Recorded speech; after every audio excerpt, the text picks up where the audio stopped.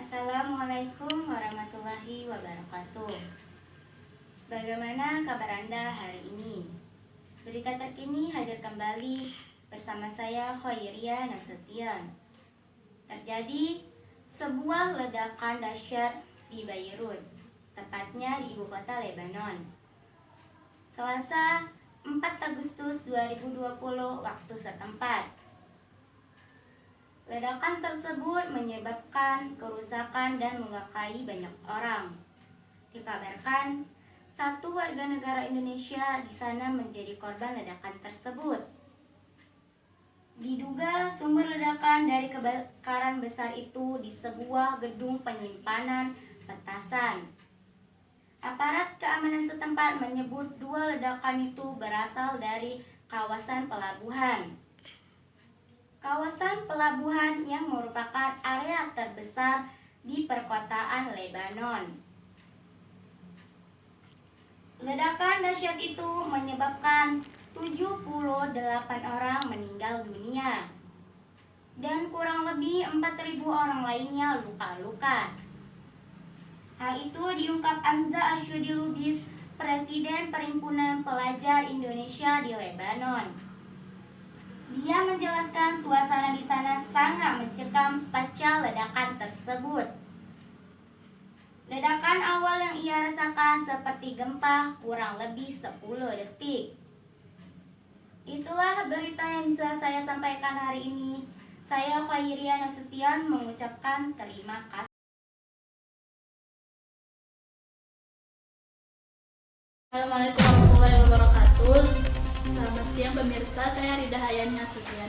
Menjelang Hari Raya Idul Adha beberapa hari yang lalu, terdapat kejadian yang menarik yang terjadi di salah satu kota, yaitu kota Blitar.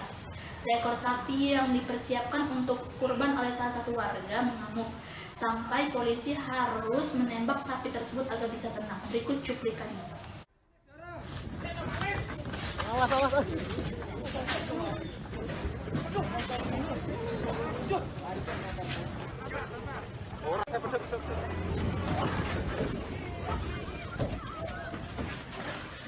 Inilah sapi jantan yang mengamuk di Jalan Borobudur dan WR Supratman di Kota Blitar, Jawa Timur, Kamis siang.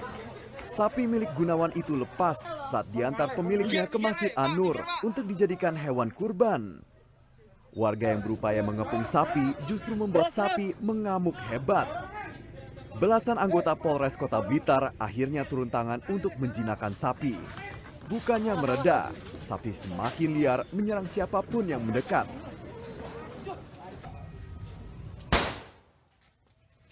Karena membahayakan warga, polisi memilih menembak bagian paha sapi 2 kali.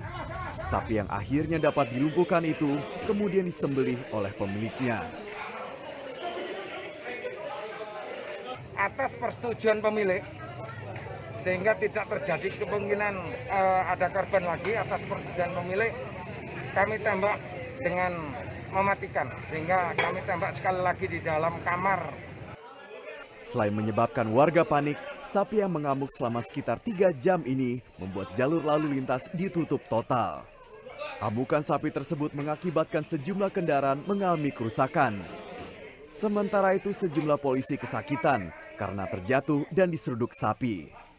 Yosibio Novianto, Blitar, Jawa Timur. Assalamualaikum warahmatullahi wabarakatuh. Saya Widya Salsabila. 5 menit ke depan saya akan membahas seputar COVID-19 di era pendidikan.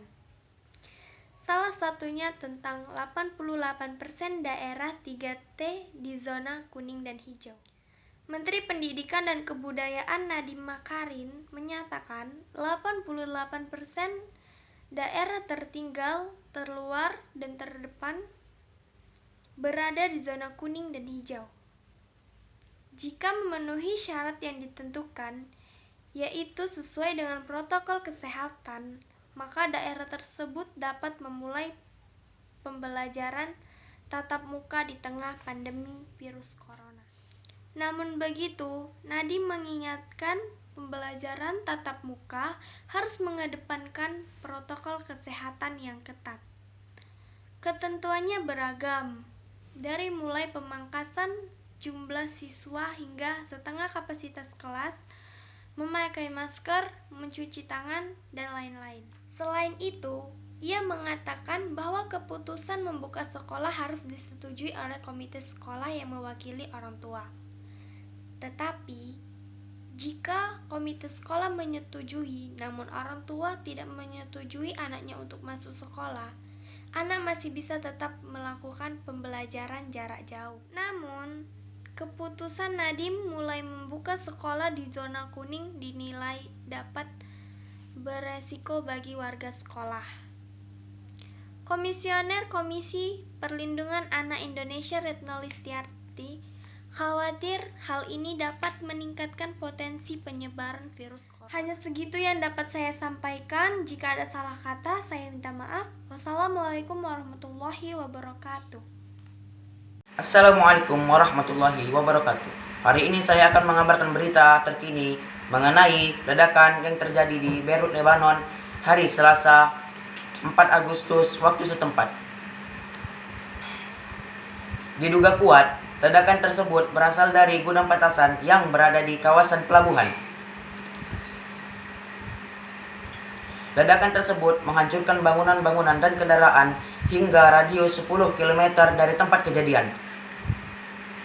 Sampai hari ini, korban tewas mencapai 73 warga sipil dan melukai 3.700 warga sipil. Jumlah korban diperkirakan akan terus bertambah karena proses pencarian dan penyelidikan masih akan terus berlanjut. Sekian dari saya. Assalamualaikum warahmatullahi wabarakatuh.